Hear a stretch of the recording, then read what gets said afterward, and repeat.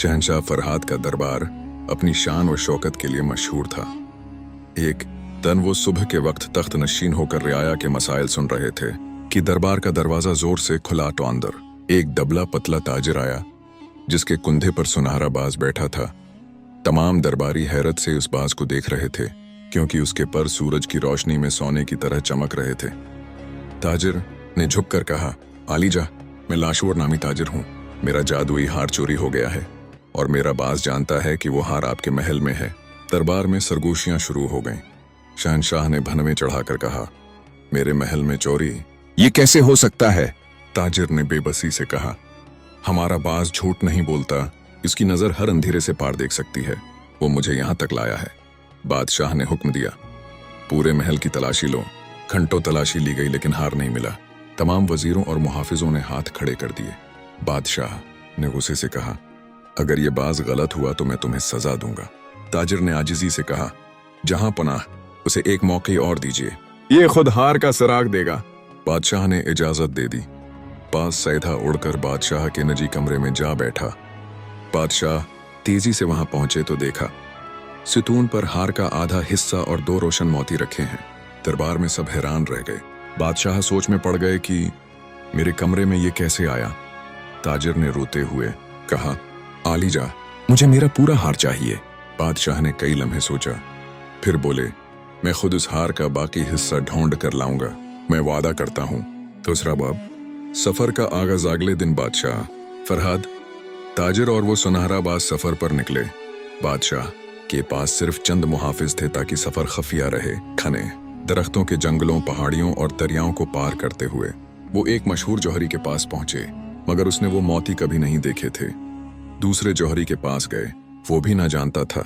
सारा दिन चलते चलते एक घने जंगल के किनारे पहुंचे। बाज ने जोर से आवाज निकाली और जंगल की तरफ इशारा किया। बादशाह ने कहा, लगता है रास्ता हमें जंगल के अंदर ले जा रहा है।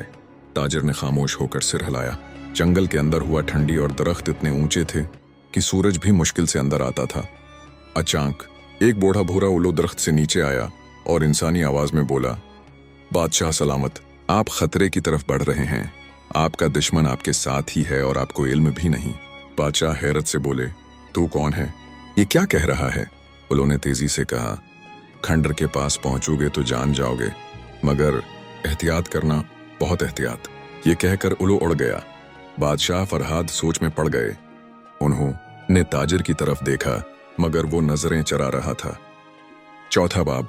गुद का इंतबाह थोड़ी दूर गए थे कि एक काला गुद एक पत्थर पर बैठा नजर आया। कि उसकी आंखों में अजीब सी उदासी थी। गुद ने अपनी भारी आवाज में कहा, ए बादशाह, इस रास्ते में एक खंडर है, अगर वहां गए तो मशरिक वाला बड़ा दरवाजा कभी ना खोलना। वो दरवाजा तुम्हारे लिए मौत भी बन सकता है और जिंदगी भी। बादशाह ने पूछा, तुम लोग इंसानों की तरह क्यों बात करते हो? गुद ने आ भरी, अगर सच जानना चाहते हो तो खंडर तक पहुंचो। वो भी उड़ गया। ताजिर ने कहा, जंगल के जानवर पागल होते हैं, उनकी बातों पर ध्यान न दें। बादशाह ने कुछ न कहा, मगर दिल में शक बैठ गया था। बाज खामोशी से बादशाह के कुंधे पर बैठा रहा। आखिरकार वो जंगल के बीचों बीच एक पुराने टूटे फूटे खंडर तक पहुंचे। ऊंची दीवारें, गरे हुए सितून और हर जगह जंगली बैलें लटकी थीं। बाज ने एक हिस्से की तरफ इशारा किया। बादशाह वहां पहुंचे तो स्तून पर हार का दूसरा हिस्सा और तीसरा चमकता मोती रखा था। बादशाह ने जैसे ही आगे कदम बढ़ाया, बाज फड़फड़ाया और एकदम गायब हो गया। ताजिर ने हैरान होकर कहा, ये कहाँ गया? बादशाह जवाब देने ही वाले थे कि खंडर का दरवाजा धड़ाम से बंद हो गया। बादशाह और ताजिर दोनों फंस गए। छोटा बाब। बूढ़ा आदमी और खौफनाक सच। बादशाह बाज को ढूंढते ढूंढते खंडर के एक गहरे कमरे तक पहुंचे। वहां एक बूढ़ा आदमी जमीन पर लेटा सांसें ले रहा था। जब उसने बादशाह को देखा तो आहिस्ता से बोला, आखिर तुम आ ही गए, मगर तुमने वो दरवाजा नहीं खोला, ये अच्छा क्या? बादशाह ने हैरानी से पूछा, तुम कौन हो और ये खंडर क्या है? बूढ़ा कमजोर आवाज में बोला, ये खंडर कभी मेरी सल्तनत था। मैं यहाँ का बादशाह था। 3 बेटे थे, नेक और बहादुर। एक जादूगर ने मेरे हार की ताकत छीनने की कोशिश की। जब मैंने इनकार किया तो उसने मेरे बेटों को जानवरों में बदल दिया, एक उल्लू, एक गध और एक बाज। बादशाह चौंक उठे। बूढ़े ने कहा, जिस ताजिर को तुम राहबर समझ रहे हो, वो दरअसल वही जादूगर है। उसे तुम्हारी कुर्बानी चाहिए। ताकि वो हार की ताकत मुकम्मल कर सके। उस बाज ने तुम्हें यहाँ तक लाने में उसकी मदद की। बादशाह के कदम डगमगा गए। बूढ़े ने कहा, हार उठाते ही वो तुम पर हमला करेगा। अगर तुमने उसे रोक न लिया तो तुम्हारी जिंदगी खत्म हो जाएगी। बादशाह ने तलवार मजबूती से पकड़ी और हार की तरफ बढ़े। जैसे ही बादशाह ने पूरा हार उठाया, पीछे से ताजिर जोर से हंसा। आखिरकार तुम मेरे जाल में आ ही गए।